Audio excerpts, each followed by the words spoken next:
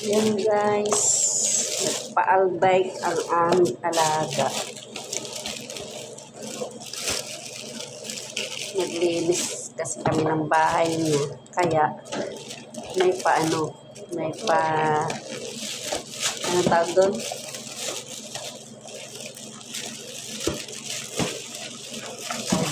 Albay.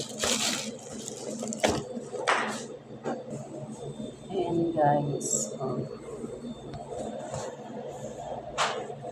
Pangsuhol sa amin ang alaga namin. Nagpalinis ng bahay niya.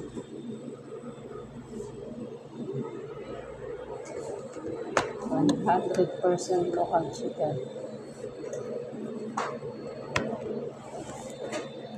Salamat sa alaga namin.